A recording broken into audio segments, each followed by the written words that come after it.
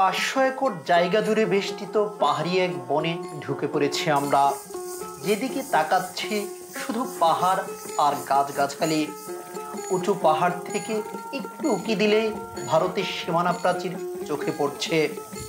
গহীন এই অরণ্যে বিভিন্ন জায়গা থেকে পর্যটকরা আসছেন পরিবার পরিজন বন্ধু বান্ধব নিয়ে ঘুরতে। যে এরকম করে হাতির অবয়ব তৈরি করে, তারপরে আনুমানিক আপনারা তো বহুদিন ধরে শুনি যে 500 একর, কিন্তু পাহাড়ি গাছগাছালি বলেন, পাহাড়ি জঙ্গল, তারপরে ছোট ছোট পাহাড়। জঙ্গলের ভিতরের রাস্তাগুলো খুবই চমৎকার, নির্জন নিরিবিলি। এই রাস্তা ধরে হাঁটলেই চোখে পড়বে বিশাল হাতি, বানর, ময়ূর, সাপ এবং মৎস্যকন্যার ভাস্কর্য। হাঁটতে হাঁটতে আপনি যদি ক্লান্ত হয়ে পড়েন, বিশ্রাম নেওয়ার জন্য পাহাড়ের উপরে রয়েছে বিশাল রেস্ট হাউস। একটা রেস্ট হাউস আছে, একটা না, এখানে বিভিন্ন জায়গায় বেশ কিছু রেস্ট হাউস আছে। যারা কোথায় সেই পাহাড়ি জঙ্গল, কি আছে সেখানে, কিভাবে যাবেন, সবই জানাবো আমাদের আজকের এই ভিডিওতে। গেট দিয়ে তারপরে হচ্ছে এই রাস্তা ধরে আপনি সামনের দিকে এগিয়ে যাবেন। প্রচুর গাছগাছালি, বাংলাদেশের প্রায় কয়েকশো প্রজাতির গাছ কিন্তু এখানে পাওয়া যায়। শেরপুর জেলা শহর থেকে মাত্র 30 কিলোমিটার দূরে বাংলাদেশ ভারত সীমান্ত ঘেঁষে নালিতাবাড়ী উপজেলার পোড়াগাঁও ইউনিয়নে অবস্থিত এই মধুটিলা ইকো পার্ক। 1999 সালে বাংলাদেশ সরকার এই বনকে পরিবেশ উদ্যান বা ইকো পার্ক ঘোষণা করেছে। পিছনেই দেখতে পাচ্ছেন যে সেই মধুটিলা ইকো পার্কের বেশ কিছু গাছে কিন্তু নতুন পাতা ধরেছে। আপনারা যারা আসবেন এই ইকো পার্কে, তারা কিন্তু যারা আসলে বন জঙ্গল পাহাড় প্রকৃতি ভালোবাসেন, তাদের কাছে কিন্তু চমৎকার লাগবে জায়গাটি। চারপাশে বিশাল বিশাল গাছগাছালি, পাহাড়, আরো কিছু জায়গা আছে এই ভিতরে। প্রায় কয়েকশো একর জায়গা নিয়ে কিন্তু এই মধুটিলা ইকো পার্কটি, এটি শেরপুর জেলার নালিতাবাড়ী উপজেলার মধ্যে পড়েছে। মধুটিলা ইকো পার্কের মোট আয়তন 383 একর। যদিও স্থানীয়রা বলে থাকেন এখানে প্রায় 500 একরের উপরে জায়গা রয়েছে। তারপরে আনুমানিক আপনারা তো বহুদিন ধরে শুনি যে 500 একর। গাছগাছালি কত কত প্রজাতির গাছগাছালি আছে? বহুত গাছগাছালি আছে, লেখা আছে, সাইনবোর্ড লেখা আছে। সাইনবোর্ডে কত একর জায়গা, কত একর জায়গা সেটা জানেন? মনে হয় 709 একর। 709 একর। পার্কের ভিতরে রয়েছে প্রচুর ঔষধি গাছ সহ নানান প্রকার সৌন্দর্যবর্ধক গাছগাছালি। এছাড়াও রয়েছে নানান জাতের জীববৈচিত্র্য ও প্রাণীর সমাহার। শীতকালে এই মধুটিলা ইকো পার্কে ভারত থেকে বহু হাতি এসে জঙ্গলে অবস্থান নেয়। কিছুদিন থাকার পর তারা আবার ভারতে চলে যায়। এই যে সাইনবোর্ডটা দেখতে পাচ্ছেন, এটার পাশে দাঁড়ানোর অর্থই হচ্ছে যে এখানে আসলে কত প্রজাতির গাছ আসলে বন বিভাগ থেকে লাগানো হয়েছে বা কত একর জায়গার উপর এই বনায়নটা তৈরি করা হয়েছে সেটার একটা প্রকল্প। আসলে এটা হচ্ছে যে আরো বহু গাছগাছালি আছে, সেটা একটু দেখানোর জন্য এই হচ্ছে যে এটার যে আপনাদের কি কি গাছ আছে সেটা একটু আপনাদের এই ভিডিওতে আপনারা দেখতে পাচ্ছেন। মনে হয় যে এখানে বিভিন্ন প্রজাতির গাছ, যেটা হচ্ছে বাজনা, গাদিলা, নেওড়া, পলাশ, সোনাল, গর্জন, শিমুল, দেওয়া, হর্তকি, কাজু বাদাম, কাঞ্চন, বকুল, মহুয়া, হলুদ, চিকরাশি ইত্যাদি সহ বহুত প্রজাতির গাছ কিন্তু এখানে আছে। তার একটা সময় কিন্তু ইন্ডিয়া থেকে প্রচুর পরিমাণে হাতি আসে এবং সেই হাতিগুলো এসে কিন্তু এই গাছগাছালিগুলো কিন্তু নষ্ট করে দেয়। বহুদিন তারা এখানে অবস্থান করে, এগুলো কিন্তু মানুষেরও ক্ষতি করে থাকে।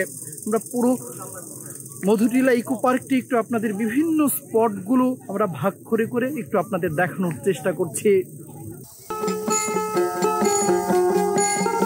পাহাড়ে ওঠানামার জন্য কিছু কিছু পাহাড়ে কর্তৃপক্ষ, বিশেষ করে যেগুলো বড় পাহাড়, সেগুলোতে এমন করে সিঁড়ি তৈরি করে দিয়েছেন। এই যে এখন আমরা যে সিঁড়িটি দিয়ে উপরে উঠছি, এটি হচ্ছে সেই পাহাড়, যে পাহাড়কে কেন্দ্র করে এই মধুটিলা ইকো পার্কের নামকরণ করা হয়েছে। অর্থাৎ এই উঁচু পাহাড়টির নামেই হচ্ছে মধ্যের টিলা বা মধুটিলা।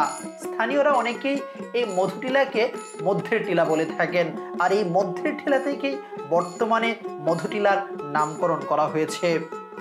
এই পাহাড়ের উপর থেকে আপনি পুরো মধুটিলা ইকো পার্কটি পর্যবেক্ষণ করতে পারবেন। আপনারা দেখতে পাচ্ছেন যে এখান থেকে আমরা মধুটিলা ইকো পার্কের সর্বোচ্চ পাহাড়ের চূড়ায় আছি। পুরো যতটুকু আমাদের ক্যামেরায় সম্ভব আপনাদের দেখানোর চেষ্টা করছি। এখান থেকে ইন্ডিয়ার যে সীমান্ত, ওই লাল মাটির পাহাড় দেখতে পাচ্ছেন, সেটা হচ্ছে ইন্ডিয়ার সীমান্ত। এখন যে টিলাটাতে দাঁড়িয়ে আছে, এটা কি টিলা? এটা হলো মধু টিলা, আমরা ডাকতাম আগে মধ্যের টিলা। মধ্যের টিলা, আচ্ছা। পরে যখন 91-81 বন ছিল, তখন মতিয়াসুর এসে বললো যে এখানে পর্যটন হবে। আমরা ভাবলাম যে এটা মনে হয় বাইল দেওয়া ভোট নিব, কিসের পর্যটন হবে এলাকার মানুষের। পরে আসলে কিছুদিন পরে ওই লেকটা কাটা ধরলো। লেক কাটতে কাটতে মনে করেন একদিন দুদিন এমনি করতে করতে লোক আসে। মানে ওখানে একটা মিটিং দিছিল ওই গেটের সামনে তো কোনো রাস্তাই ছিল না। তখন মিটিং দিয়ে বলতেছে যে এলাকার মানুষ কালাই বাদাম বেচে খাইতে পারবেন, পানি বেচে খাইতে পারবেন, এখানে পর্যটন হবে গরিব এলাকা। আমরা বিশ্বাস করি না। পরে ঠিকই আসলে 91 পরের থেকে একদিন দুদিন মানে যে ফরেস্ট ডিপার্টমেন্টের লোকে জায়গা দেয় না ওনারা। আচ্ছা। পরে ওই যে ওখানে একটু জায়গা দিল, তখন হলো সরকার পাশ করলো বিএমপি, উনি আমেরিকা থেকে হইলো এমপি, তখন তার ক্ষমতা কম। পরে কিছু মামলা টামলা খাইলো, খাওয়ার পরে একদিন দুই দিন পরে পরে আস্তে আস্তে জমট হইলো।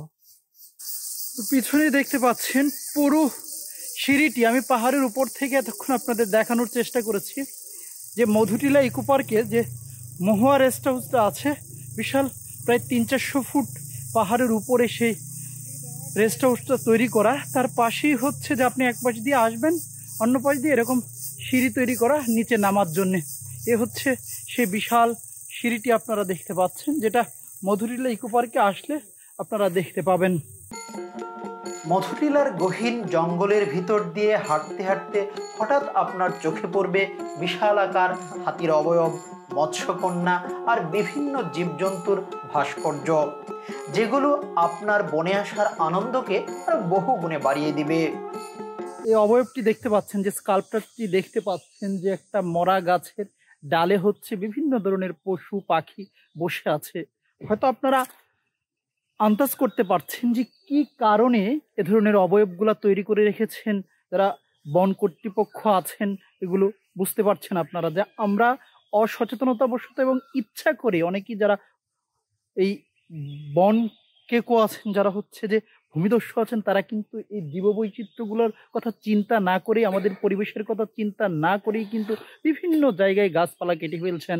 আর সেই কারণেই কিন্তু কর্তৃপক্ষ মানুষকে সচেতন করার জন্য এ ধরনের যে স্কাল্পচার, সেটা এই মধুটিলা ইকো পার্কে আপনি যখন প্রবেশ করবেন তখন কিছু দূর হাঁটলেই এই অবয়বটি দেখতে পাবেন। বিভিন্ন পশু পাখি সাপ এখানে বসানো হয়ে এই স্কাল্পচারটি তৈরি করা হয়েছে। আপনারা চাইলে ঘুরে যেতে পারেন প্রাকৃতিক সৌন্দর্য ঘেরা শেরপুরের এই মধুটিলা ইকো পার্ক থেকে। বাংলাদেশের যে কোনো জায়গা থেকে আপনি শেরপুরে নেমে সিএনজি কিংবা অটোরিকশা দিয়ে চলে আসতে পারেন পাহাড়ি এই অরণ্যে। সবাই ভালো থাকবেন, সুস্থ থাকবেন, দেখা হবে নতুন কোনো ভিডিওতে। আল্লাহ হাফেজ।